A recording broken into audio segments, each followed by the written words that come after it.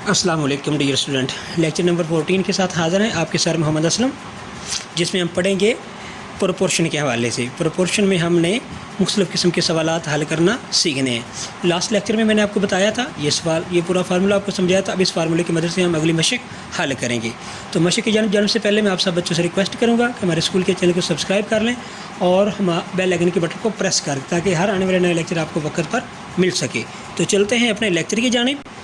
तो लेक्चर में हमने पढ़ना है एक्सरसाइज 6.2, लेकिन मैं आपको पहले भी बता चुका हूँ कि जो पीछे हमने फार्मूला पढ़ा था जिसमें product of mean and product of extreme, इसके वाले से ये सारे सवाल हल होने। ये देख लें ज़रा, दो रेशो दी गई हैं, यानी क्वांटिटीज़ है, इक्वलिटी है ऑफ टू रेशो की। तो हमने इसको हल करना है उसी फार्मूले के ज़रिए जो मैं लास्ट में आपको बता चुका हूँ। एक बार फिर मैंने आपके सामने फार्मूला लिख दिया, product of means and product of extreme. Product of means is equal to product of extreme. इस सवाल के ज़रिए मैं आपको एक सवाल समझाता हूँ। ये सारे के सारे 6 के 6 सवाल वैसे ही हैं। मैं आपको एक दो सवाल समझा देता हूँ कि उसके बाद सारे के सारे सवाल इस तरह ही आपने हल करने हैं। तो चलते हैं, इसका पार्ट नंबर 1 मैं आपको समझाता हूँ। जैसे कि आपको सामने लिखा हुआ है 13:3 इज इक्वल टू m/6। देखिए ज़रा, 13:3 इज इक्वल टू m/6। तो इसके बाद हमने फार्मूला वही लिखा, product of extreme is equal to product of means. वैसे हल किया फार्मूला। तो हम देखिए प्रोडक्ट ऑफ एक्सट्रीम, इसमें प्रोडक्ट ऑफ एक्सट्रीम क्या है, 13 and 6। 13 × 6 इज इक्वल टू, इसका एक्सट्रीम क्या है, 3 and m। तो इसको हमने इसको मल्टीप्लाई किया, इसका प्रोडक्ट लिया 3 × m। तो 13 को 6 से मल्टीप्लाई किया, इस तरह m को 3 से मल्टीप्लाई किया। तो हमने वैल्यू करनी है फाइंड m की, क्योंकि सवाल में मैं बता रहा है find the value of m in the following proportion. हमने m की वैल्यू फाइंड आउट करनी है। तो 3 इधर मल्टीप्लाई हो रहा है, उधर जाके ये डिवाइड हो जाएगा। तो देखिए इधर यहाँ पे m3 इधर मल्टीप्लाई हो रहा था, इधर आके वो डिवाइड हो गया है। तो अब हमने इसको डिवाइड करना है, 2 3 द 6 3 1 द 3, यानी 3 1 द 3 3 2 द 6। अब 3 को 2 से मल्टीप्लाई किया, 3 2 द 6 13 2 द 26 इज इक्वल टू m, यानी m की वैल्यू क्या आ गई हमारे पास, 26। तो ये जो 26 है ये m की वैल्यू है, और जहाँ पे m लिखा हुआ है ये इसका तीसरा तनासब है। तो हम ये भी कह सकते हैं कि 13, 3 और 6 का जो तीसरा मुतनासिब है वो 26 है। हम इसको तीसरा तनासब भी कह सकते हैं और इस m की वैल्यू भी कह सकते हैं। तो इस तरह दूसरा सवाल मैं आपको समझाऊंगा, वो पॉइंट वाला है, पार्ट नंबर 6 जी। क्वेश्चन नंबर 1 का पार्ट नंबर 6 है, 1.1 ratio m is equal to 0.55 ratio 0.27। तो वही फार्मूला लिखा हुआ है आपके सामने नज़र आ रहा है। ये फार्मूला आपने यहाँ पे पुट करना है। फार्मूले के मुताबिक मीन्स है, तो ये मीन लिखा, यानी मीन 0.055 मल्टीप्लाई m। दूसरी जगह पर हमने लिखा जो एक्सट्रीम है वो 1.1 मल्टीप्लाई 0.27। तो इस तरह हमने पॉइंट ख़त्म किया। इसका पॉइंट ख़त्म किया 1.1 का, तो नीचे 10 आ जाएगा। 0.27 का पॉइंट ख़त्म किया, नीचे 100 आएगा। तो 0.55 का पॉइंट ख़त्म किया, नीचे 100 आएगा। इस तरह हमने दूसरी दफ़ा रकमें लिखी, 11/10 मल्टीप्लाई 27/100 इन 27/100 is equal to m multiply 55/100। तो m की वैल्यू हमने फाइंड आउट करनी है। तो 55/100 इधर डिवाइड मल्टीप्लाई हो रहा है, तो उधर जाके ये 55 मल्टीप्लाई हो रहा है, उधर जाके ये डिवाइड हो जाएगा, जबकि 100 मल्टीप्लाई हो जाएगा, यानी इधर रकम उधर जाके उल्ट हो जाएगी। जिस तरह रकम यहाँ पे प्लस की तो जाके माइनस हो जाती है, तो जहाँ पे जो बटा इधर है वो उधर जाके डिनोमिनेटर में चेंज हो जाएगा। तो हमने चेंज किया, m is equal to 11/10 multiply 27/100 multiply 100/55। Cutting कर दी, 11 1 द 11, 11 5 द 55, 100 से 100 कट गया। अब बाकी क्या बच गया, 27/100, सॉरी 27/50, क्योंकि ये 10 था, 10 को 5 से मल्टीप्लाई किया, 50 हो गया।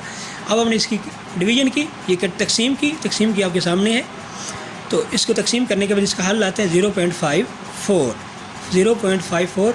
ये इसकी m की वैल्यू है, यानी ये दूसरा मुतनासिब की कदर निकल आई है। इस तरह ये सवाल हल करना है आपने। बाकी जो क्वेश्चन है, क्वेश्चन नंबर 2, क्वेश्चन नंबर 3 और क्वेश्चन नंबर 4 5 6 7 सारे के सारे क्वेश्चन बिल्कुल सेम है।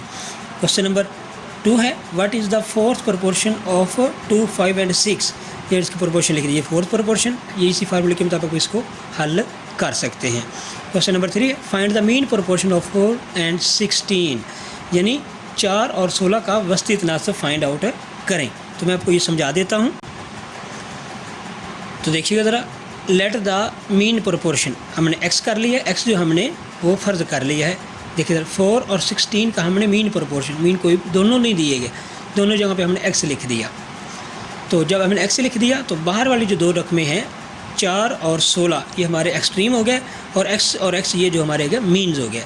फार्मूला हमने लिखा product of extreme is equal to product of means, product of extreme and product of means.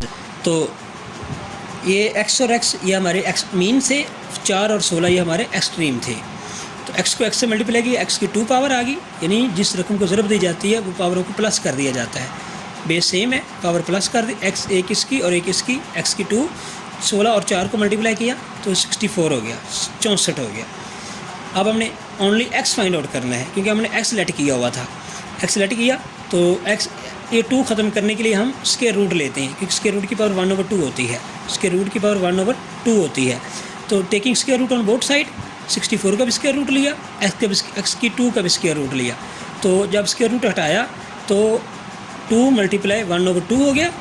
इस तरह 8 की भी 2 पावर ले ली, 8 की ताकत 2 होगी, तो इसका भी स्क्वायर रूट हटाया तो इसकी भी 1/2 होगी। 2 से 2 कट गया, 8 बच गया, x से x कट गया, x इज इक्वल टू 8, यानी 8 जो है ये 4 और 16 का मीन है, मीन प्रोपोर्शन है, मीन प्रोपोर्शन है।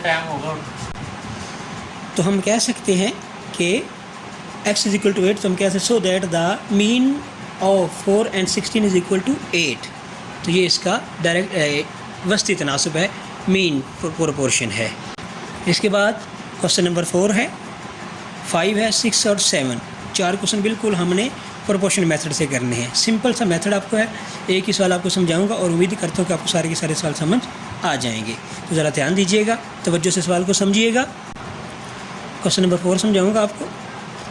A worker is paid Rs rupees 2130 for 6 days if his total wage during a month is rupees 9230. Find the number of days he worked in a month। यानी एक worker को एक हफ्ते में 6 दिन वो काम करता है और उसको 2130 रुपये मजदूरी मिलती है।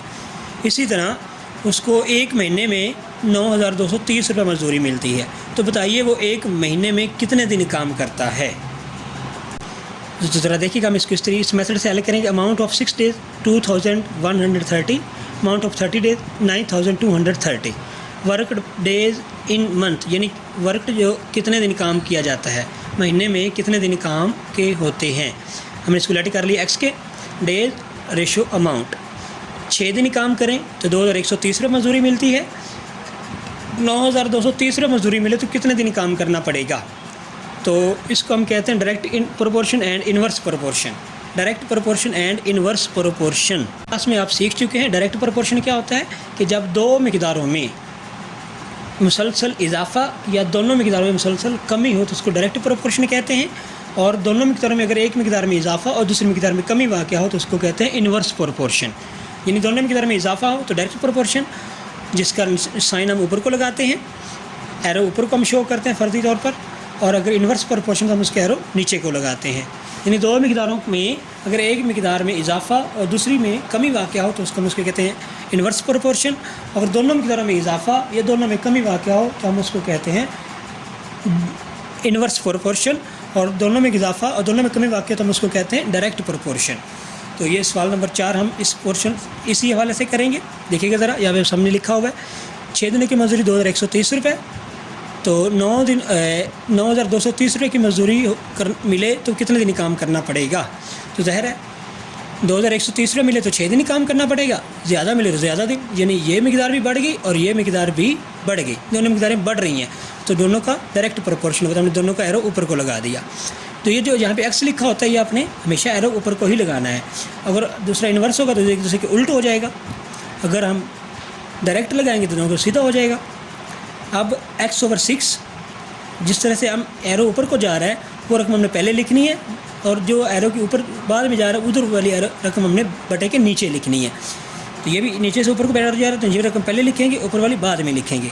x/6 इज इक्वल टू 9230 पहले लिख दी, ओवर 2130 बाद में लिख ली।